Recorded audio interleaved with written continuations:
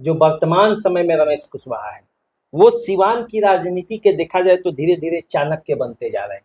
कहा जा रहा है, अब चाणक्य हैं कि नहीं ये तो आप बताएंगे, लेकिन कहा जा रहा है।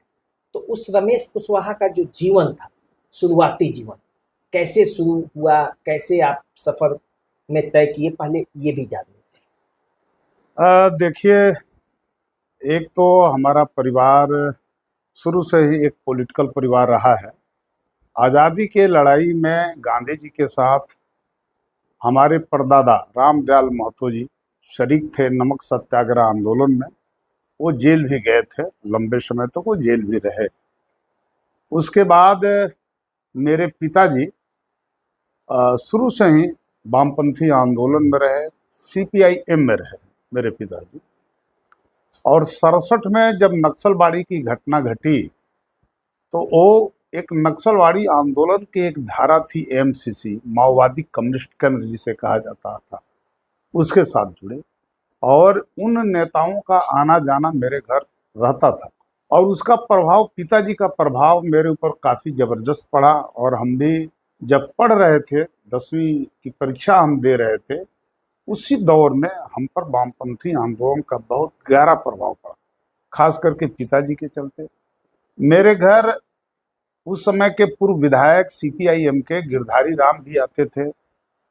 कम्युनिस्ट आंदोलन के जो भी बड़े नेता, उसमें यूं कहिए तो भगवान शर्मा एक भगवानपुर के होते थे, वो भी मेरे घर आते थे। और छात्र जीवन में हमें पिताजी अपने साथ कई मीटिंगों में ले गए। एक बार हरिकिशन सिंह सुरजीत आए थे, सीपीआईएम के राष्ट्रीय महासचिव, बड़े पुराने नेता। हाँ, बड़े पुराने नेता।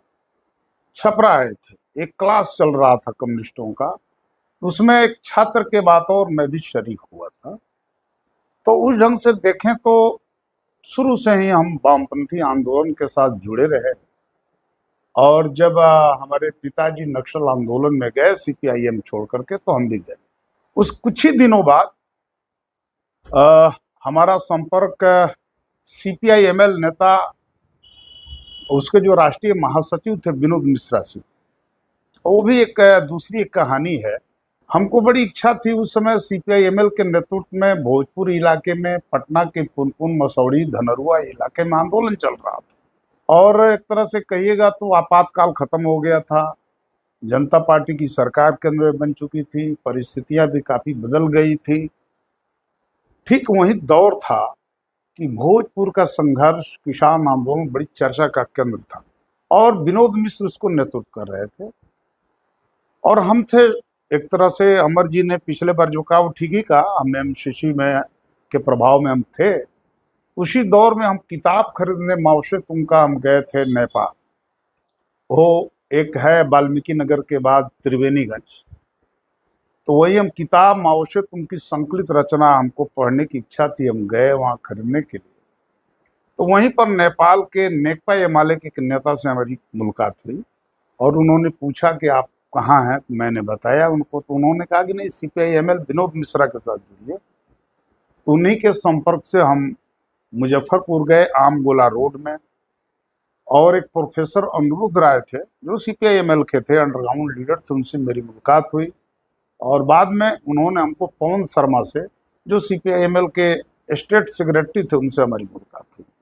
और 1978 के, आपको जून जुलाई का महीना होगा, ठीक ठीक एग्जैक्ट डेट हमको याद नहीं, मेरे घर आए और मैं सीपीआईएमएल का मेंबर बना। और मेरे पिताजी भी सीपीआईएमएल में हो गए। जो भी सीवान की यूनिट थी उस समय, एक सददेव मिश्र हुआ करते थे, वो टीचर थे, इसी उजाय स्कूल में टीचर थे, वो भी जुड़े।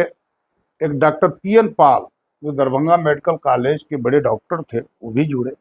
ये सब हम लोगों की एक टीम बनी और हम लोगों ने सीपीआईएमएल की शुरुआत सीवान में की।